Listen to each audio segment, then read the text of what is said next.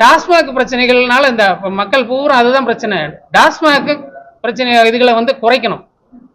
சுங்கச்சாவடி பிரச்சனைகளை டோட்டலா தமிழக அரசே அவங்க சட்டத்து இருக்கிறது. ஏற்கனவே ஒரு மாநிலத்தில் சுங்கச்சாவடி அந்த மாநில அரசு ரத்து செய்திருக்கிறது. அது தமிழ்நாடு அரசும் அதை செய்யலாம். அதற்குரிய செயல்பாடுகளை அவங்க செய்யணுங்கிறது எங்களோட கோரிக்கை.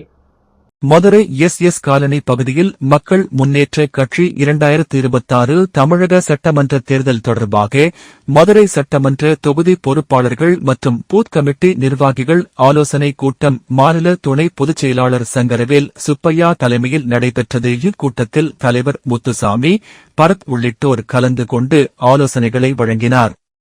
மற்றும் இந்த கூட்டத்தில் பெண்கள் உட்பட மதுரை மாவட்ட நிர்வாகிகள் திரளானோர் கலந்து கொண்டனர். தொடர்ந்து செய்தியாளரிடம் பேசிய மாநில துணை பொதுச் செயலாளர் சங்கரவேல் சுப்பையா, 2026 தமிழக சட்டமன்ற தேர்தலில் மக்கள் முன்னேற்ற கட்சி 15 தொகுதிகளில் தனித்து போட்டியிடப் போவதாக தெரிவித்தார்.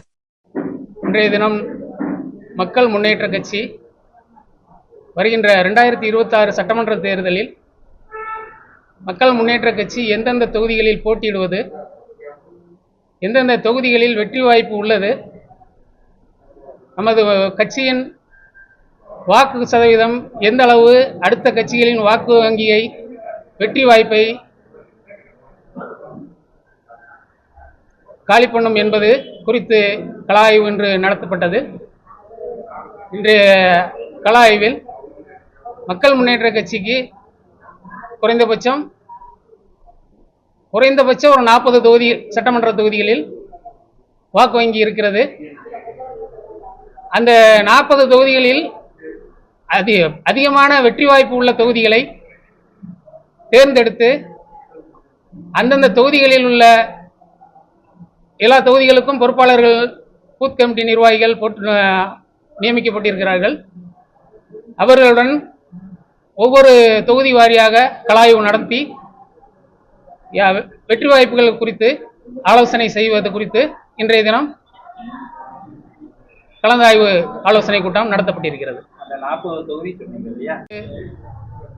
மக்கள் முன்னேற்ற கட்சியின் 40 தொகுதிகள் என்பது திருநெல்வேலி, தூத்துக்குடி, தென்காசி, மதுரை, ஈரோடு, நாமக்கல், சேலம், சென்னை, திருவள்ளூர், காஞ்சிபுரம்,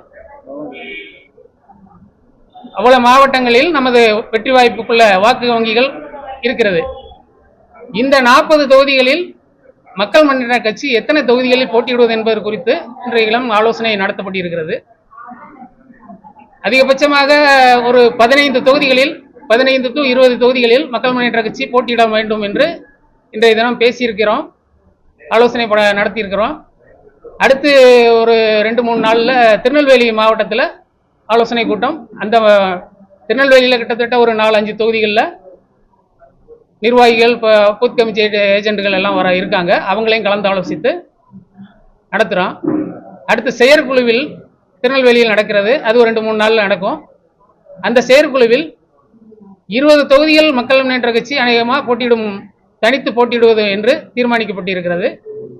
மீதி இருக்கிற 20 தொகுதிகள், 25 தொகுதிகள், 40-45 தொகுதி நம்ம வாக்கு வங்கி இருக்கிறது. 40 தொகுதியில் அடுத்த கட்சியின் வெற்றி வாய்ப்பை தீர்மானிக்கும் சக்தியாக மக்கள் முன்னேற்ற கட்சியின் வாக்கு வங்கி இருக்கிறது என்பது இன்றைய தினம் பேசியிருக்கிறாங்க. அதன்படி அடுத்தடுத்து ஆய்வுகள், அடுத்தடுத்து செயல்பாடுகள் இருக்கும். பிரதானமான தேர்தல் அறிக்கை என்றது இன்றைய தினம் விவசாயம் ரொம்ப பாலடைஞ்சு போயிடுச்சு. விவசாயத்துக்குள்ள டெவலப்மெண்ட் எந்த கவர்மெண்ட், 2 கவர்மெண்ட்டுமே மாறி மாறி வர்றாங்க, அதுக்குள்ள செயல்பாடு இல்லை. இப்ப தாமிரபரணியில ஒரு வருஷம் மழை வெள்ளத்துல எவ்வளவு டிஎம்சி தண்ணி போகுதுன்னு ஒவ்வொரு நியூஸ்லயும் வருது. அந்த தண்ணிய இத்தனை வருஷம் ஆகுது, வருஷம் என்ன ஆகுது, அந்த தண்ணி வேஸ்டா போற தண்ணிய இந்நேரம் ஒரு அணையை கட்டி அது இந்த வறட்சி மாவட்டங்கள்ல ராமநாதபுரம் அந்த பக்கத்தில் இருக்கிற வறட்சி மாவட்டங்களை திருப்பி விட்டா விவசாயத்தை செயல்படுத்தியிருக்கலாம். அந்த செயல்பாடுகள் கிடையாது. டாஸ்மாக் பிரச்சனைகள்னால இந்த மக்கள் பூரா அதுதான் பிரச்சனை. டாஸ்மாக் பிரச்சனை இதுகளை குறைக்கணும். சுங்கச்சாவடி பிரச்சனைகளை டோட்டலா தமிழக அரசே அவங்க சட்டத்தில் இருக்கிறது. ஏற்கனவே ஒரு மாநிலத்தில் சுங்கச்சாவடி அந்த மாநில அரசு ரத்து செய்திருக்கிறது. அது தமிழ்நாடு அரசும் அதை செய்யலாம். அதற்குரிய செயல்பாடுகளை அவங்க செய்யணுங்கிறது எங்களோட கோரிக்கை.